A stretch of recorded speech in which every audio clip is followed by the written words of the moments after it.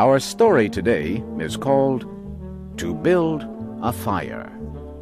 It was written by Jack London. Here is Harry Monroe with the story. The man walked down the trail on a cold gray day.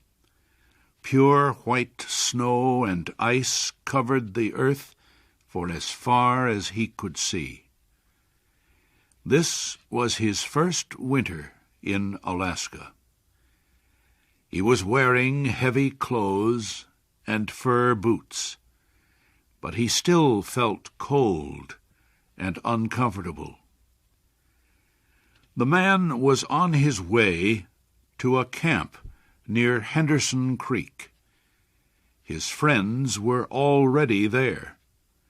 He expected to reach Henderson Creek by 6 o'clock that evening. It would be dark by then.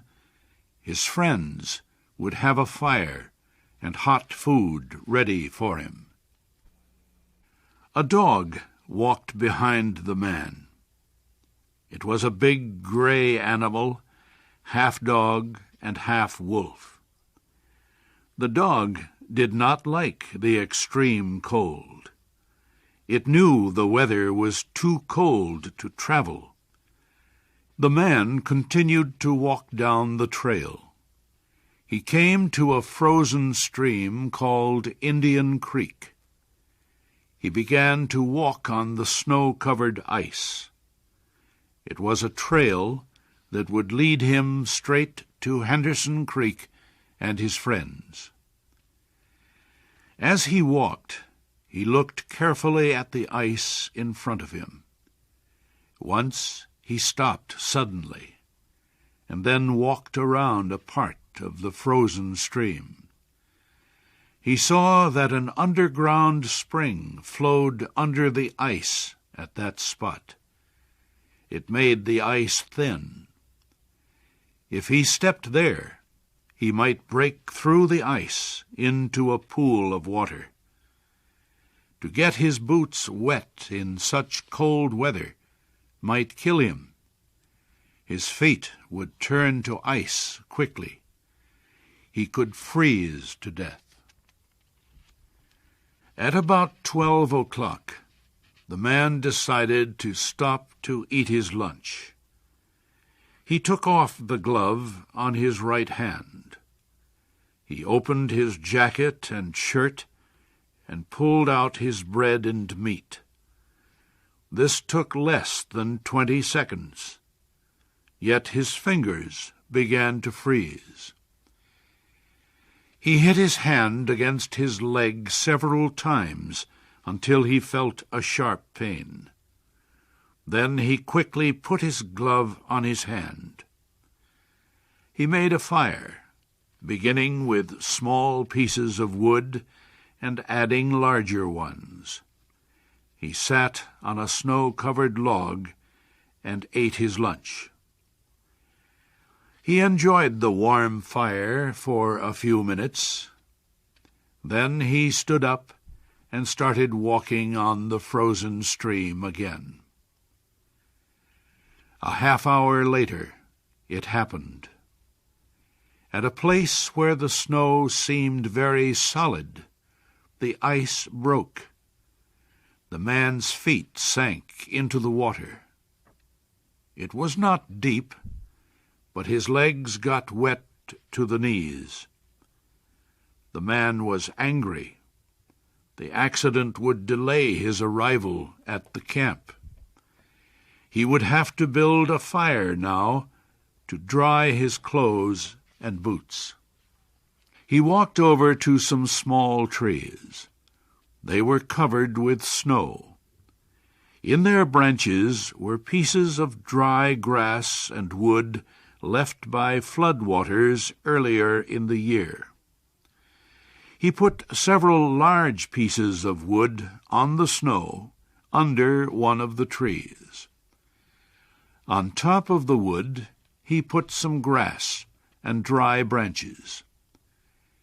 He pulled off his gloves, took out his matches, and lighted the fire. he fed the young flame with more wood. As the fire grew stronger, he gave it larger pieces of wood. He worked slowly and carefully.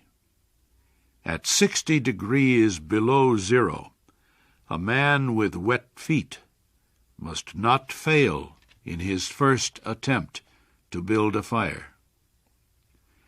While he was walking, his blood had kept all parts of his body warm. Now that he had stopped, cold was forcing his blood to withdraw deeper into his body. His wet feet had frozen. He could not feel his fingers. His nose was frozen too. The skin all over his body felt cold. Now, however, his fire was beginning to burn more strongly. He was safe. He sat under the tree and thought of the old men in Fairbanks. The old men had told him that no man should travel alone in the Yukon when the temperature is 60 degrees below zero. Yet here he was.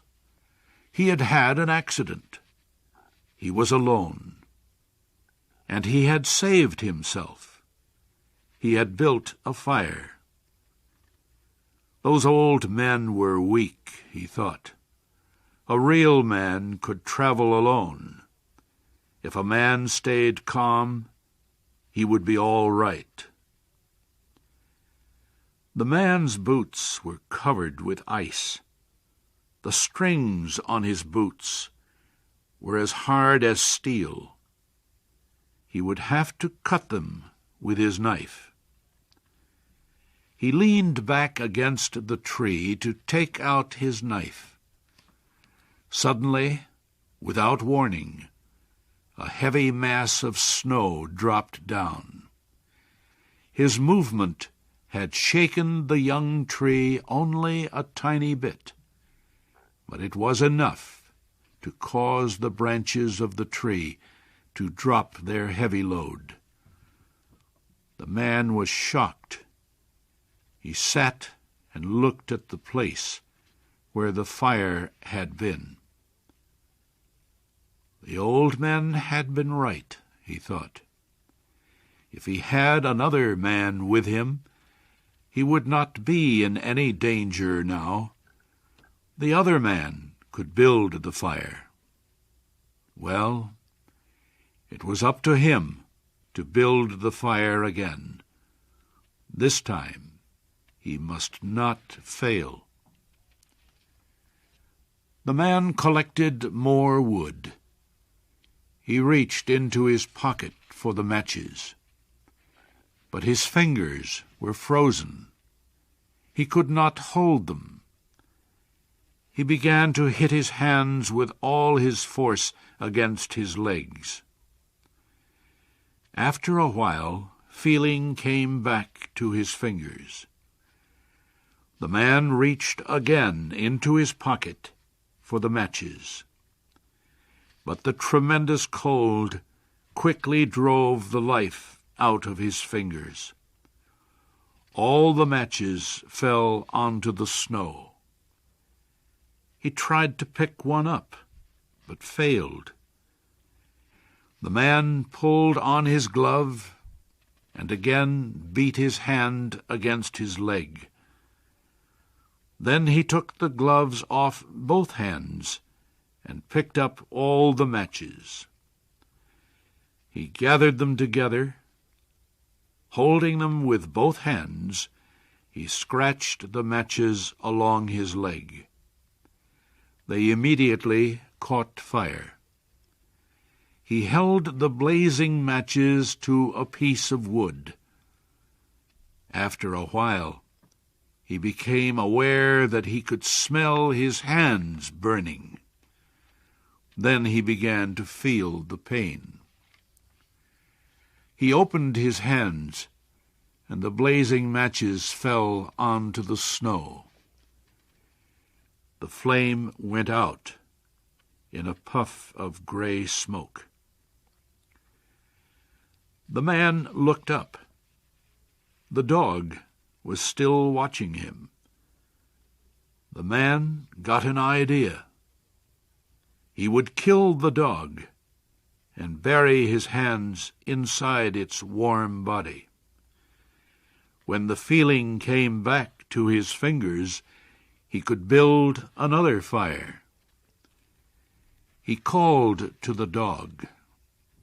The dog heard danger in the man's voice. It backed away. The man called again. This time the dog came closer. The man reached for his knife, but he had forgotten that he could not bend his fingers. He could not kill the dog because he could not hold his knife. The fear of death came over the man. He jumped up and began to run. The running began to make him feel better. Maybe running would make his feet warm. If he ran far enough, he would reach his friends at Henderson Creek. They would take care of him. It felt strange to run and not feel his feet when they hit the ground. He fell several times. He decided to rest a while. As he lay in the snow, he noticed that he was not shaking. He could not feel his nose, or fingers, or feet. Yet he was feeling quite warm and comfortable. He realized he was going to die. Well, he decided he might as well take it like a man. There were worse ways to die. The man closed his eyes and floated into the most comfortable sleep he had ever known. The dog sat facing him, waiting. Finally, the dog moved closer to the man and caught the smell of death. The animal threw back its head. It let out a long, soft cry to the cold stars in the black sky. And then it turned and ran toward Henderson Creek, where it knew there was food and a fire.